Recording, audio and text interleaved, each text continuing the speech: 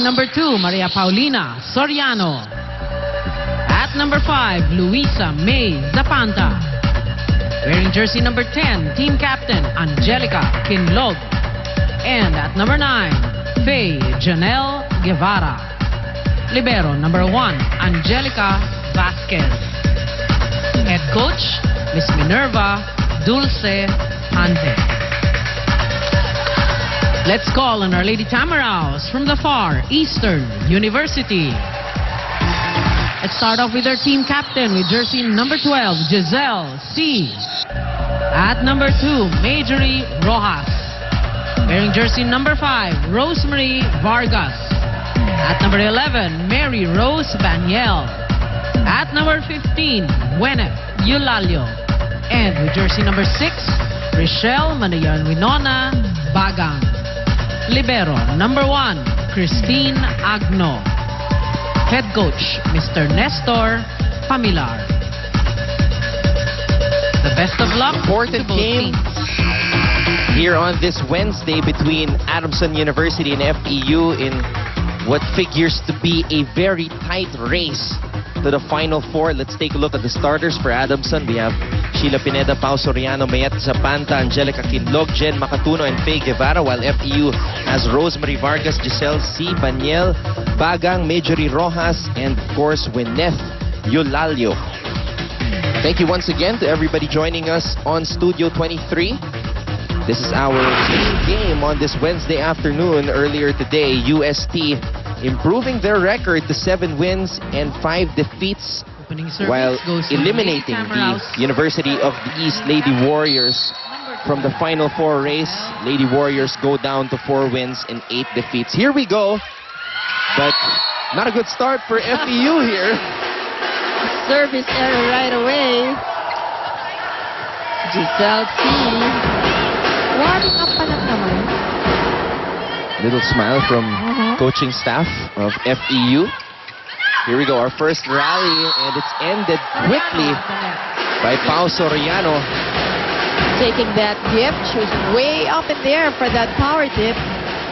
Great presence of mind for the 4th-year star of Adamson University.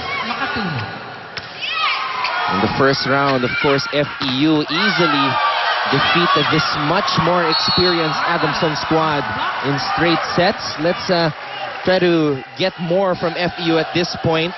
Let's hear from Erica Liboro. Yes, Anton, for Coach Ness and the Lady Tamaraos, they'll be taking this game 1 service at a time. Now, to assure them that win, they've studied and observed how the Lady Falcons are. So as long as the girls stick to what they practice and to the system, they'll be leaving this arena with happy faces. Now, easier said than done, right? Coach added, I told the girls to keep in mind that on our first encounter against the Lady Falcons, we already beat them. So ang kumpiyansa nasa atin now. We just need to be wiser and keep outsmarting them on both offense and especially on defense. Iwas errors na early in the game. Anton and Mosey. Thank you, Erica. Well, of course, FEU is eager to make a return to the Final Four this year. Yes, definitely. After missing out on the Final Four bus for the past 2 seasons. Adamson University starting off hot, though. You kind of see the aggressiveness of the Lady Falcons right away in this first set.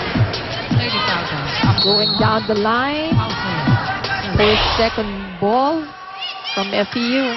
Zapanta just avoiding that double block. Definitely a violation.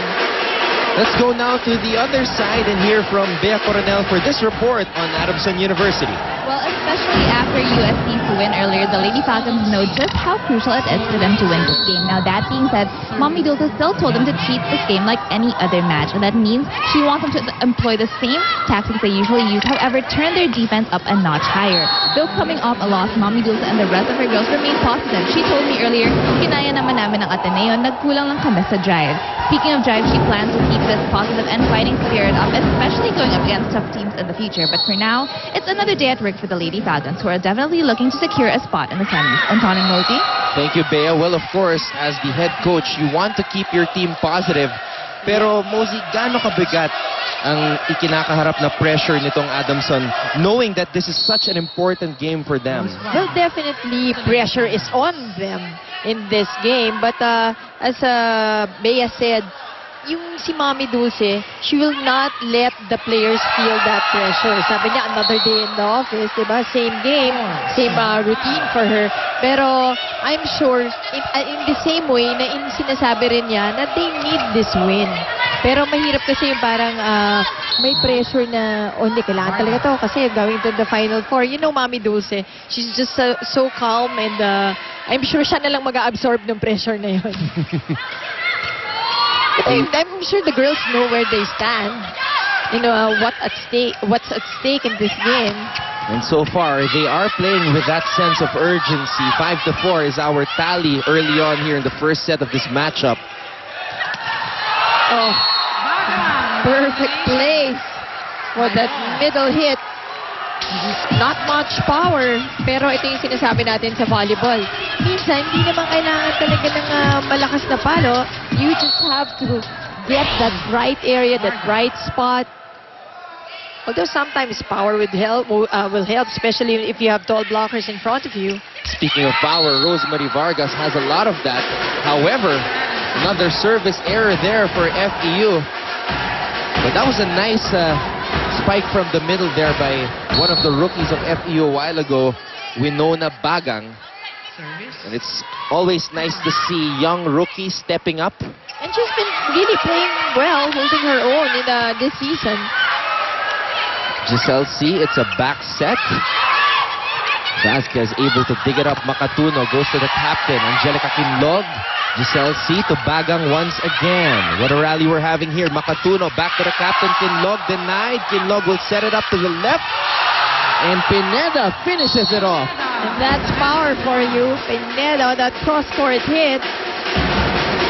Deserves a second look. And Pineda has really improved tremendously for Adamson in her third year here in the UAAP. That's right. Has been carrying the load for the Lady Falcons so far. Fault there for FEU. Leads to a point by Adamson. Lady Falcons are up by 3, 8-5.